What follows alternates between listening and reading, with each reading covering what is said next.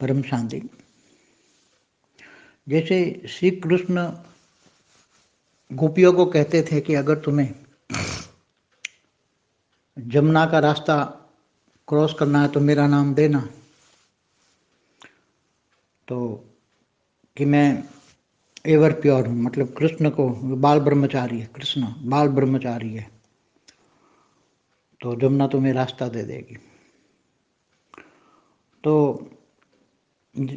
गोपियों ने ऐसा कई बार जब जमुना में फ्लड होता था तो जाके बोलती थी अगर कृष्ण बाल ब्रह्मचारी हैं तो रास्ता दे दो। जमुना को बोला तो जमुना ने रास्ता दे दिया। ऐसी तरह एक दुर्वासा ऋषि हैं। दुर्वासा ऋषि को इन सारी गोपियों ने मिलकर काफ़ी खाना खिलाया था। तो दुर्वासा ऋषि को मिलकर जब गोपियाँ वापस आ रही थी तो जमुना के किनारे फ्लड था, पानी था। तो दुर्वासा मुनि ने बोला था अगर जमुना में पानी है तो मेरा नाम दे देना, बोलना कि दुर्वासा ऋषि ने एक दर्भ के अलावा कुछ भी नहीं खाया। तो उन्होंने ऐसा ही बोला तो जमुना ने रास्ता दे दिया। तब वो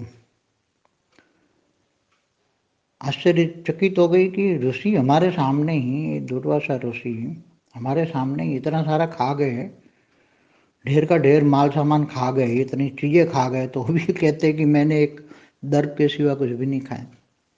तो ये जो ऋषि थे या कृष्ण की स्टेज थी, जो ये ऐसी आत्माओं की स्टेज होती है। जो दुर्वासा ऋषि थे वो हमेशा ब्रह्मचर्य की स्टेज में रहते थे। वो निराकार स्टेज में, मतलब उसी टाइम तो निराकार स्टेज का शब्द नहीं था, मगर वो परमात्मा की, वो शिव की याद में रहते थे।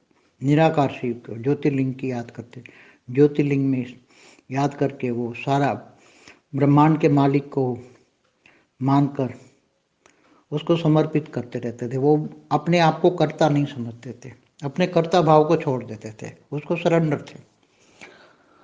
तो जो ऋषि या कोई भी मनुष्य जब अपने कर्ता भाव को छोड़ देता है, मैंपन को छोड़ देता है, और जो परमात्मा को अपना भाव भी समर्पित कर देता है, सब कुछ वही शरण में चला जाता है। श्री कृष्ण कहते हैं तू मेरी शरण में चला तो मैं तेरे को ऊंचते ऊंच परम धाम ले जाऊं।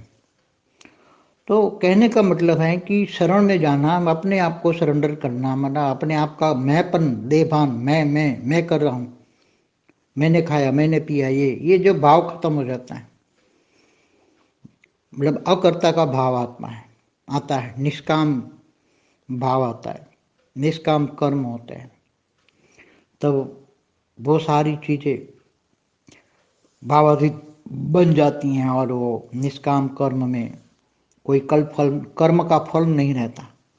तो कर्मातीत अवस्था में आत्माएं जाती हैं, इसलिए उसको कर्म बंधन नहीं होता।